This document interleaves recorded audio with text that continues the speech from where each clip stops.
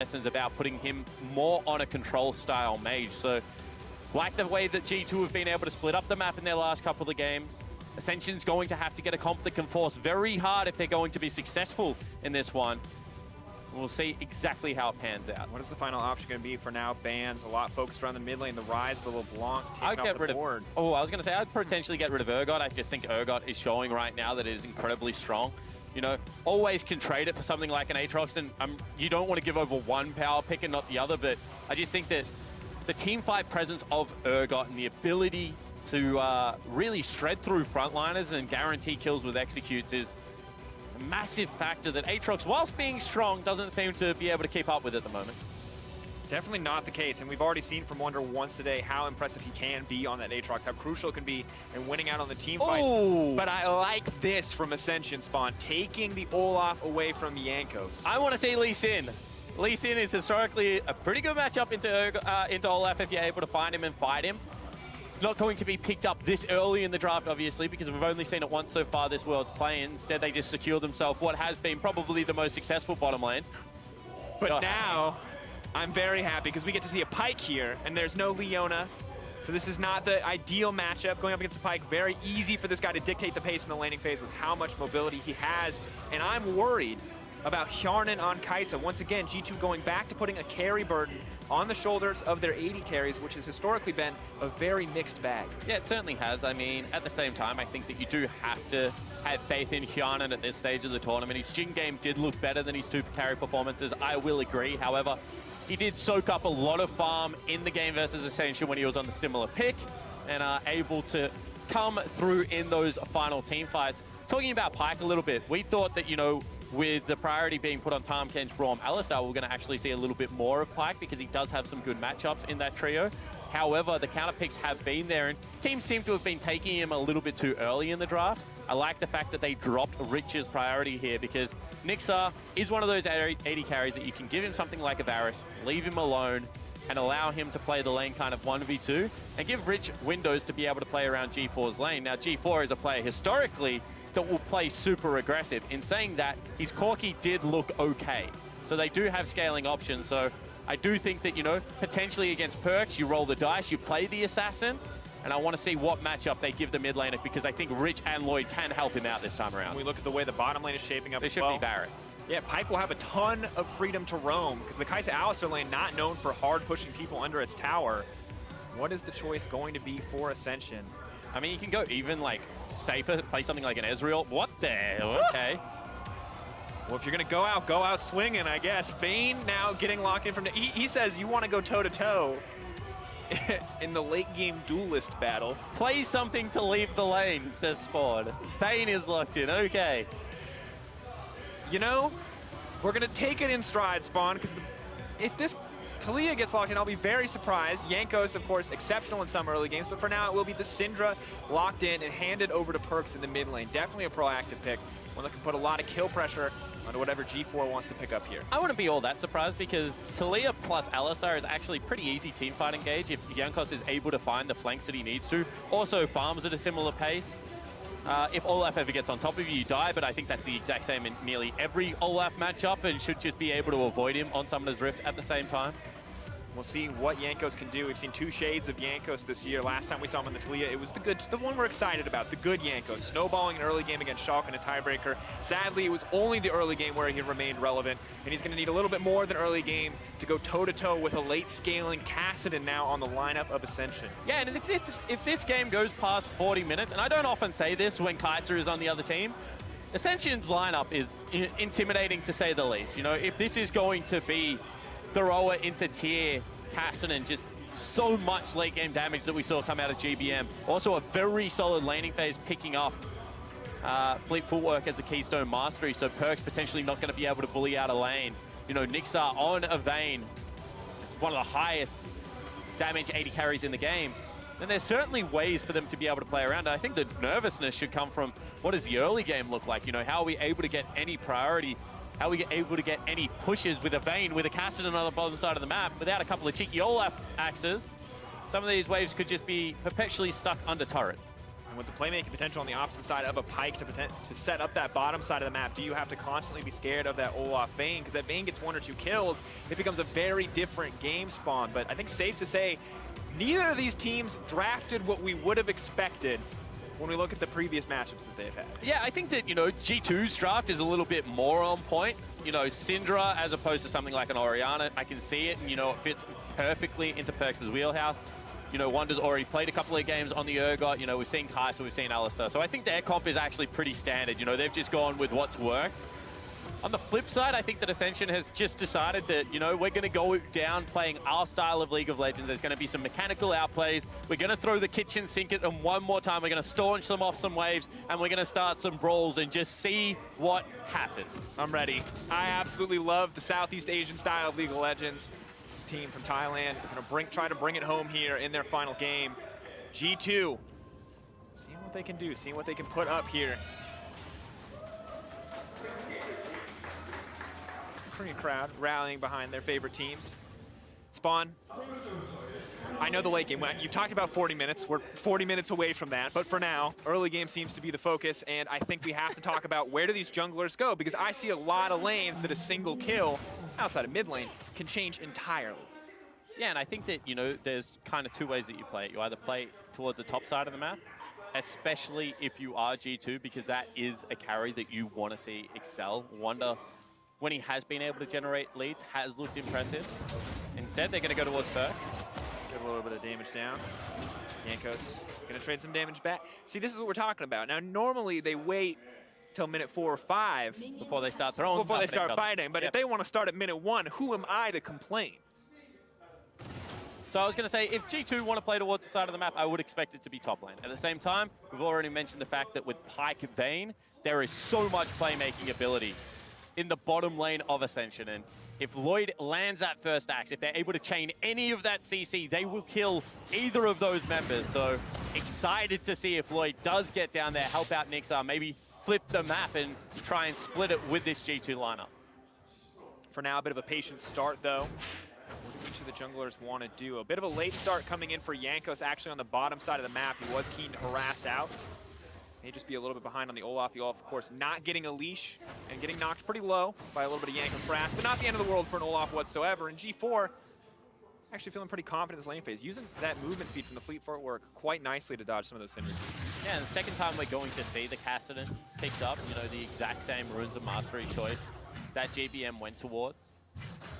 The late game scaling is going to be there, so all you need to be able to do is get yourself through that early laning phase, and it doesn't look to be a problem right now for the Kassadin. So pressure is on Perk. What can he do with the shelf priority that he's going to be able to generate? Can he push and help out Jankos on one of the sides of the map? Is he just content to go for the plays? Because last time we saw this, it was actually the LeBlanc leaving the lane, picking up 3 early kills, and still it did not matter. G4 now trading back. A lot of damage being thrown out by Perks. Magic Shield not going to be too effective in that trade. He missed 2 creeps. Pressure in the mid lane from Perks, I think unsurprising in the early game. How long can Kassadin hold out is always the better question in this lane. And how long will Perks survive if Kassadin can hold out and get that level 6 under his belt? Well, it's actually G4 that experienced the flip side of this lane. So I like the fact that, he obviously didn't enjoy playing against it all that much. So instead he says, you know what, I'm going to give it a crack. I'm historically one of the better assassin players in my region. And you can see the lane is actually going fine for him. It's hit the turret. It's going to bounce back slowly. He's got a teleport to be able to rejoin this wave if he wants to be able to do so. And he is farming absolutely fine. And really, for the first 20-odd minutes of the game, all Kassadin really wants to be able to do is secure farm before potentially moving to a side lane, potentially joining the team fight. So I think that, once again, the early proactiveness does have to be in G2's hands. And that's kind of the concern for me, because when we saw the Akali Zillion matchup in one of G2's first matches on this stage, where Perks was neutralized by that pick from GBM, G2 struggled as a team. But with a little bit more push priority, a little bit less wave clear from the Kassadin, maybe Perks can finally have that game where he is freed up to either make a bigger impact in his own lane or help someone else on the map. Yeah, and I think that means if we're talking heavily about the junglers, the mid laners, eyes will turn towards the junglers eventually, because they're going to be the 2 members of the teams that allow these mid laners the freedom to be able to do what they want to do. You know, either farm out, as actually Lloyd just wants to fight. Flashing forward, sidestepping there. Might be enough to kill Jankos. Jankos going to have to flash over the wall. Where's the axe going to go? That's the big question.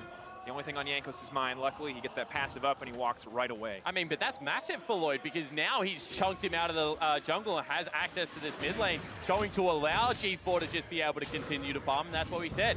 Jungle is going to heavily impact this side of the map, and that was Jankos actually outplaying.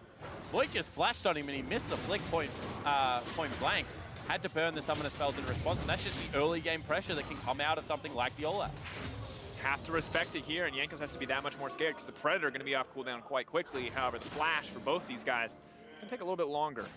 Perks for now, poking at his opposition, knowing he has to play a little bit more safe in this laning phase and already running low on mana. No TP for him as there is for the Kassadin, but maybe can just push out here, get a good back, try to keep the pressure up on this pre-6 Kassadin. The window does start to shrink though, and Perks not hesitating to throw down a bit of harass, but the trades are just getting harder and harder as Kassadin gets more levels in that queue. Yeah, and Perks shouldn't need the teleport to be able to rejoin this lane. You know, he has access to the minion wave whenever he wants against a melee opponent. Wonder potentially looking for something on the top side. However, Lloyd in trouble. Just moving in, Lloyd taking a lot of damage here, a lot of initial punch coming up. Rich is here though. First blood goes out. Pike gonna get right out with that Phantom Undertow. Doesn't want a piece of it. Solid first blood pickup for G2. Yeah, both supports rotating up. Rich was there first, but it didn't matter because Perks and Jankos on exactly the same page. Now G4 wants in, however. No mana from Perks. Wadid is on the way. Is he going to commit for anything else? Looks like G4 now running, but he has to be careful. Jankos is ready with the follow-up CC. They may just be able to burn through the Kassadin, but he wants it. The Pike leaping forward. Here comes the hook. Pulls him back. Doesn't even need to. Perks' corpse on the ground as Rich now runs. Should be easy for the Pike to make it out, but Jankos is on the hunt nonetheless. Knows better than to pursue any further. Heads up play out of Rich as well, just puts down the control ward, makes sure that he isn't on vision as he completes the recall. So in the end, it is just a 1-for-1 trade, and very nicely done for the support player of Ascension. Doesn't even have to burn the summoner spell. But this is just Lloyd very confident because he thinks that they have enough vision around mid lane to be able to spot when the Alistar is coming in. He thinks that he has Rich there to follow up with support. Not obviously going to be the case. Perks then, a little bit of baiting. Thinks that, you know, Wadid as well as Jankos can join this fight, that he will be fine with the heal, with the flash. Actually even walk forward for some cheeky auto attack.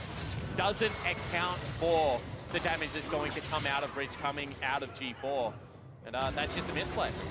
Now, here comes the Pike once again. Where's it going to go? Bone Skewer. Get charged up momentarily, but for now they're just going to try to burn through the Olaf as he runs. Phantom Undertow's not going to connect, and that means Hjarna can keep the push moving forward. Cooldowns would Wadid have. Does he want to commit anything else? Zoning off, but they're not going to commit anything more for the play. Yeah, that's a disappointing gank coming out. They looked like they were behind. Nixar looked like he had burnt the flash to be able to make something happen there. Not going to be the case. G4 runs into Perks. So poking down on Perks. Perks, of course, with the ultimate available, but G4 not concerned whatsoever. Has the catalyst, a bit more tankiness. Of course, the passive of Kassadin to keep him a little bit more resistant to the early plays, but Jankos now has to be careful. He is the one in trouble. Level 5, red buff may be able to peel him back, but almost impossible to get this Kassadin out of him without the help of Perks. He goes in, he wants a little bit more, but he's gonna need one more alt charge or the flash to commit. Now is he gonna go for Perks too? He has the red buff, he has the regen. Maybe he can keep this play going. Wonder wants to keep it, but Lloyd is on the backside. G4 leaping over. Double kill dropping for G4. Wonder fires back, but this Kassadin is taken off. Yeah, it certainly is. However, Wonder is already 30 CS ahead in the top lane, now has a red buff and a kill, so not all bad news for G2 fans. G4 at the same time, we saw what kind of the 0-0-0 Kassadin did when it got its items. Now he is 2-1-1, up in CS, having a very good time in this lane so far. This is, one more time, just a little bit of greed, backing on a ward, doesn't exit out of the jungle in vision. And you can see that G4 just plays it confidently. There's no mana available. Credit to Wonder, he's already started the rotation down. You could see it already at the back of the red buff by the time he died. Jankos looking for the game. Jankos and the ultimate. Rich is going to be able to leave out safe, but Nixor not quite so lucky. Not enough time to wait for the wall, and that means he drops the Hjarnan. A lot of blood being traded back and forth across the map. Good on G2 to get something there. Wonder continues to be a strong point on the top side, but now having Hjarnan ahead in his lane will make it much easier as G4, as you may have guessed, only continues to get scarier. Spawn, you already talked about it. Luckily, Jankos is here to dissuade him from going any further, but you know he'd chase Perks to the end of the earth just to get that kill. Without flash and heal, look, I'm not saying he can 2v1, but I'm surprised that he didn't give it a red hot go there, because full health, full mana, no summoner spells in his own right, I guess. You told me 40 minutes, man. It's 9 minutes. This man should not be able to 2v1. No, he probably can't, but I'm just saying G4's traits as a person would lend himself to maybe take the risk in doing so. We've already seen him throw the gauntlet a couple of times this game. Now has a couple of members also behind Perks' turret. One of them being his top laner, Rocky, that has flash available. Dracos, do they go for this? They want to go for it, already using the ultimate for the Aatrox to get him in faster. Perks, there's really no way out here, just hoping he can get a kill back. Rocky going to grab one. ASC absolute control over this mid lane. Perks cannot even play the game. Wonder gets to free farm on the top side, but how much is it going to be worth? This Cassidy is really starting to become a problem. When you don't even have push priority, when you can't force him out of lane, you're definitely not killing him with 2 magic damage users. Something has to change in the game at the moment, and G4 just continue to scaling up. Wonder doing the same thing on the top side. As you mentioned, got to go back to it. He's 40 CS up, has that cull about to cash in. It's going to be a race against 2 of the carries here. Mitch playing a little aggressive, standing forward, ready to potentially try to get some damage down onto Jankos. And Rocky doing what he can on the top side, but Wonder, of course, as you already mentioned it, massive CS lead. Not quite as big of an item lead. Ultimate for Rocky. Be able to go for it. Ulti goes out, flash to take that one away. Now G2 looking to force play onto Rich. Chain CC has to be perfect to kill the Pike, and it is taken out by the side of G2. Yeah, beautifully played out of Wonder and Hadid. Jankos and Hadid there, just able to bait in Rich. Know that he wants to get out of that lane. They're pushing in aggressively. They're going to be able to break first structure. And finally, one of the lanes going very right for G2. And this aggressive early game is what you want to see from G2. Yes, everything went wrong in the mid lane to get that Cassidy in his position, but Perks is doing his best to hold on as the rest of the map finds advantages. And now this is a great test case, right? Because we keep talking about powerful top side of the map. Perks being a part of that trio core of veterans that we expect to be able to play well for the G2 lineup. However, now Perks is in a hole. He hasn't got his first item, going to be next to useless for, the next 7-8 minutes into this game. However, Wonder has a huge advantage. Shannon has a massive advantage as well. Solo first turret has a kill at the same time. Lloyd, get a face check. Try to run his way after that one. Has to use the ultimate just to walk away in the exchange. He's still hovering, hoping maybe the Cassidy can get a fight started in his favor. G4, though, knows better than to commit. Still going to take a bit of poke here, but really not as much as Perks would like. So now a different member is going to have to carry for this G2 lineup. G4 goes forward. That's a big risk. Here comes the headbutt pulverized once again. Chain CC comes through. G4 now running, trying to make it out to safety. The flash, the auto hits him with the cowbell, and that's all she wrote. Yeah, it certainly is. Meanwhile, the rest of G4's team is taking a dragon. Not going to work out. This comes into the teleport. Wonder's on the way. Urgot is on the way. Lloyd may just have to run for this one. A little bit harder to chase down the Vayne and the Pike. Wonder hungry for it. Has the Ghost out. Really wants to chase down this Olaf, but it's just going to settle for a kind of a warning shot. I thought much more action was going to happen on the back end of that Dracos, but a very nice split comes out. Is going to be G2 in the end taking themselves the Infernal Dragon, and they're very far ahead now. Got themselves that 3,000 gold lead. G4, just some mistimed aggression, and they're going to have to play around their windows a lot better, because we said this is a comp that if the game gets scrappy, if it just kind of deteriorates, if they're able to get the 2v2, the 3v3, certainly a possibility to still be able to win those solo fights. However, when you bring Wonder over, when there is just going to be all of the CC available, looks like G2 should be able to take them. Rocky now in some trouble. Use the knock up here to try to walk away as well. Urgot pulling it back, but Rocky may just have to burn Aldi to stay alive here.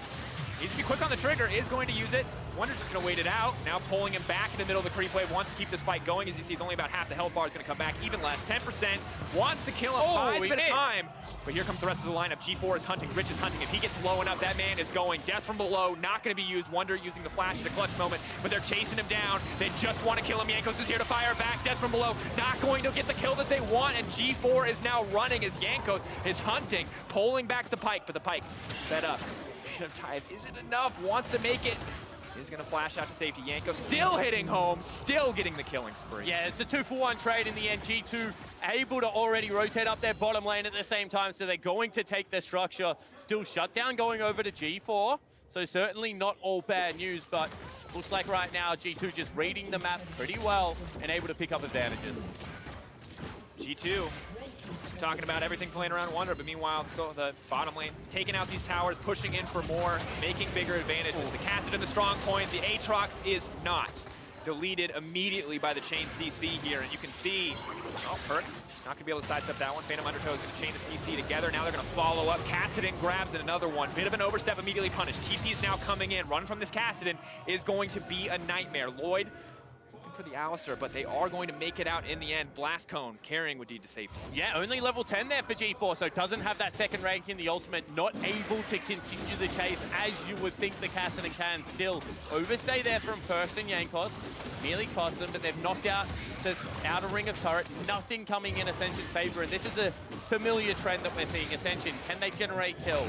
Are they able to make action happen? Yes, of course they are, but can they translate that into a meaningful objective? So far at Worlds, the answer has just been no. They haven't been able to pick up many turrets at all, haven't really been able to control the flow of the game. And every time G2 do go for one of those plays, you know, they're knocking down a gold objective and continuing to grow this lead. And you look at it, a massive gold lead now, 5K in the favor of G2, 3 towers, the Infernal Drake as well. Yes, there's a Herald in the hands of Ascension. We'll see what they can do, but Kassadin really the only member of this Ascension lineup that G2 have to be scared of. And when he's not around, the rest of the lineup just gets to kind of have their way with the map. Absolutely, and that's what you would expect, right? Maybe even having the Kassadin at this stage is a luxury. Looks like they might want to go for a fight, though. Essentially going to look to fight in the jungle. G4 can try to chase down isolated members. But Rocky once again getting caught out. The ulti's going to be forced early. Wonder now moving in. Fear Beyond Death is going to throw it out. He's going to pull him right back. Clean pickoff from the side of G2. And Ascension Gaming just continue to look for these fights in the jungle, but they are so far behind, and there is no real way in. They can't isolate the members that they need to be able to. G2 with this gold lead just looking to group up, looking to close this one out early, looking to force that tiebreaker. They know scaling could be a problem. Perks with a nice sidestep there. With D now looking for the re-engage, and it's Hjarnan who's hungry for blood as Rich drops. G4, the start looks so good, but G2 are merciless. They are not giving Ascension any more time to scale later into this game. And I think that's the right call. I think that I when would you got agree. yourself a Kassadin and a Vayne, the last thing you want to be doing is fighting with completed items, but more impressively, the ability to just, you know, match toe for toe, not get caught off guard. One thing that we've been very critical of the major regions is, you know, maybe skipping some steps and getting caught rotating through jungles. Not happening today for G2. They seemed very much homed in. An impressive first game victory over Supermassive, looking to continue that now. Very calm and composed thus far. Nixor threatening maybe to go in with the Kassadin. Kassadin, of course, always going to be terrifying. They want to chase this down. Alistar always got to give a little bit of respect to the Pike. You get too low and you just get executed. Not too concerned about that ultimate. And now maybe the Herald gets used top. Perks, of course, has the ability to cancel it if you can see it coming out.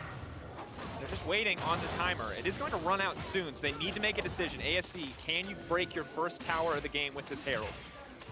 And I think that they're doing the right thing. They finally picked G4 up, put him into a side lane, looking to continue to secure him free farm, get the 1-3-1 going. The problem is that no one can really go with Wonder at this stage of the game. So Rocky is going to have to catch his wave incredibly deep, which allows G2 the time to be able to do this with Perk, mirror their weak side, and not really be exploited, because G4 with 4 kills should be a powerhouse.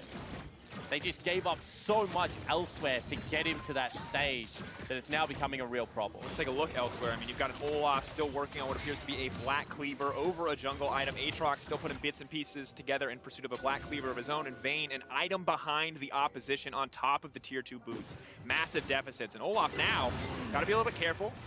Rich, do they even want to take this fight here? It looks like they do, because G4 is here. Perks has to play safe, and the Aatrox trying to take down Jankos off to the side. But he's buying a bit more time. Rocky now running. The resurrection is going to come through, but Wonder's coming. He's threatened. He says, give me that Fear Beyond Death. But the flash is beautifully timed. Hjarnan, though, with a follow-up. The X does get laid down, and now they're trying to retreat. Cannot afford to get taken down by Rich. Hjarnan, though, just cleaning up the rest of the team. Perks is going to live. A beautiful stop on that ultimate coming through, and G4 wants something, but he doesn't get it, and it's a beautiful triple for Hjarnan. Yeah, and one more time, that was Ascension starting a fight, thinking they had the numbers. Nixar does not rotate. That is 5 members for G2, all on the same page, able to pick that one up, and now they can just continue to grow this lead. Already 8,000 gold up at only 18 minutes. Must be one of the biggest leads of play-ins. And even their strong point in G4 now being equalized by Perks. And Spawn, we take a look back at this play, and Ascension so tunnel visioned on this. They're splitting up, they're looking for these opportunities, but great rotations coming in from G2 to bring the rest of their team into this fight. And maybe if Jankos dies there, you know, it's a different story. They can continue the fight on two different ends, but Wonder does a great job of first pushing the Vayne out of the team fight because there is no escort for her before rejoining with the majority of numbers. Just a heads-up play coming out of Wonder. Good exhaust on the back end, but really the ability to just shepherd Nixar away, you know, get rid of that 80 carry, opened up a whole heap of space for G2 to be able to play around, and they just used it expertly. Beautiful performance from G2 in that fight and kind of in skirmishes across this game outside of the few in the early game that Ascension were able to win. And now we check in, the gold lead just continues to grow for G2. 7K just about in their favor. Baron's not even up yet, Spawn. It is still 19 minutes. We're 20 minutes shy of the terrifying 40-minute Kassadin Vayne, and hard to imagine the game going that far at this point. Yeah, especially when your 80 carries 4,000 gold behind. I mean, that is a little more than an item and is going to start hurting. I think that the difference between day one and day two teams, you know, G2 looking a little bit sloppy day number one, coming back in a massive way right now. Infinity, similar boat, just shows that the consistency at Worlds needs to be appreciated. We'll see whether they're able to continue this role, because sure, they have to throw out Ascension. We've already closed out Ascension. We've already seen one massive comeback today from Infinity against EDG. G2 do not want something similar to happen. They go for the fight. And now running Blade of the Rune King means that Vayne could have chased there, but doesn't want to risk it. Wonder, you walk into those shotgun legs, you are gonna die. As soon as the CC missed, there was just so much turnaround potential from Wonder. G4 not able to defend turrets. One of Kassadin's main strengths in the mid game is he's split pushing. Well, against 4 members, you can't really do that, unfortunately. And Rocky just has no presence on the opposite side of the map, so G2 just dictating everywhere right now. And unfortunately, 10,000 gold down there is just no good team fight to take. Ascension being starved out. Absolute control of the top side, denying every resource they can. Jankos using the ulti just to see if they can catch anyone sleeping under the tower. For now, the focus remains the tower, however. Kills not on the mind of G2. They'll take an opportunity if they get one, but they want the objectives more, and they'll just continue to extend this gold lead. Spawn, literally a minute ago it was 7K. We're up to 10K now. G2 are monstering this game. Yeah, and this just shows their experience. Wonder looking for a little bit of a tango, not going to be able to find one, but just the ability to identify what the next objective is and then move there safely. You know, pick on the Kassadin, the lowest amount of wave clear. Start Rocky's lane nice and deep. There's no response play. And then as we already mentioned, you know, if Jankos gets out that wall, Wadid has kind of the barrel to start shooting fish in. And there's nothing really that Ascension can do with that play. So G2 just picking up every bit of available gold, you know, taking away jungle camps at the same time. And now they will just have to be able to position around Baron. This game is one Baron bait, not even the Baron itself, but just one face check away from being a G2 victory. And Ascension really have run out of all good options. You know, the Hail Mary steal or a perfect team fight is really all that is left. Dire straits, most certainly for Ascension. Can they find a win on this stage? Will G2 take that away from them? Maybe they can make a daring move. Maybe it's a death brush.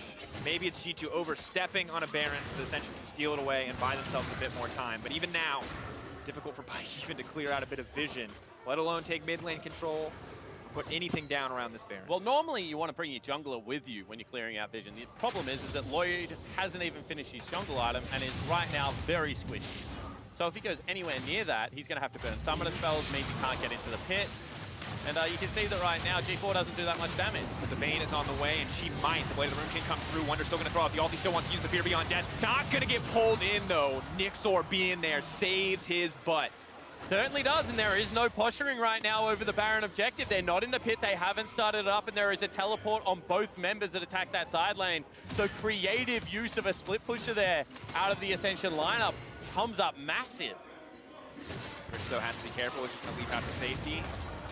Connected there they go. go. Instantly leaping in. That's Rich going down. Rampage now for Jankos as he takes the kill credit. TP comes in for ASC. They think this is their chance to fight. G4 wants a little bit more. They know that Wonder is not here. His TP up and available as he respawns. He's not going to get a chance, though. In goes the Aatrox. Perkz doing what he can to peel back the fight. But Yarnan going off on the backside. Takes down the Vayne. G4, though, going to get one back. Rocky kills himself as he tries to dash over the wall to safety. And it is Yarnan on cleanup duty in the back end of that fight. Yeah, it certainly is. And this is a different kind of G2, you know, not Perks carrying.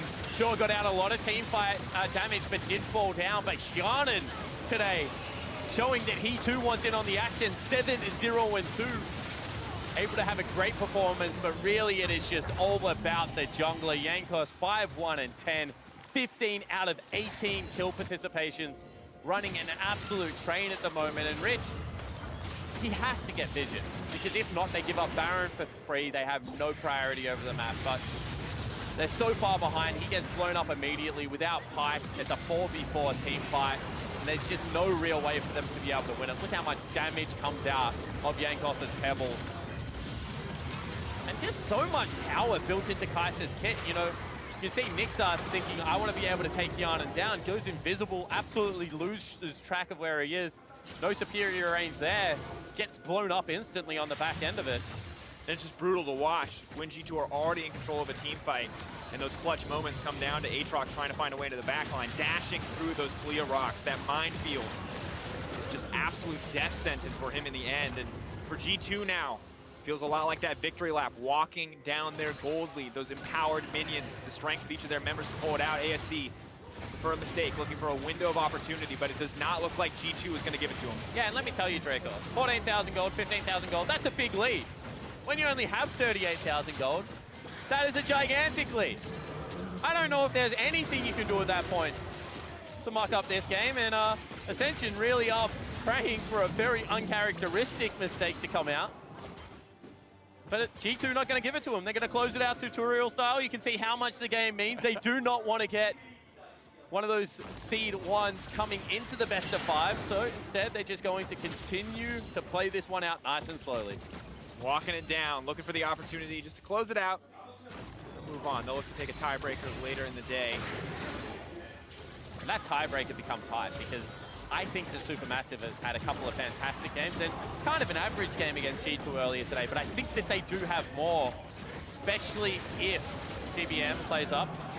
Sorry about that. Yeah, Hjarnan killed Olaf. Yep. That's what happens. Of course, a massive gold lead, so it is just G2 walking this one down. Now, we are still waiting. Maybe this is the moment. Maybe Nixor can do something, but sadly, that is a fed Urgot, and you just do not get to play League of Legends when he pushes that R button. Jankos gonna bring in another kill as well. Double in the end for Wonder. G2 slowly but surely cutting the last little light of hope out of G4 and the Ascension lineup. This is it. G2 moving up to 3-1 in the group, contesting for first place. And if you're G2, you breathe a big sigh of relief because Destiny back in your own hands. You will have the opportunity to play Supermassive for that seed 1. And they are starting to look a little bit more clean, a little bit more polished. Potentially some of the class of the more experienced members starting to show. And that final game of the day really does become exciting. It is truly a huge occasion now for G2. You know, it started off so grim. I think a lot of people lost faith, but they have showed up here today. And even when the Cassidy was ahead, they did not lose sight of their goal. Even when Perks, the main man on that team, was put behind, they still put up the results. And on the flip side, Ascension have to look at this and say, you know what, we have the individual talent. We're picking up kills in the early game. However, they're just not able to translate it into any meaningful objective. So a little bit of learning, a little bit go back towards that Southeast Asian tour, try and polish that early game transition into the mid game.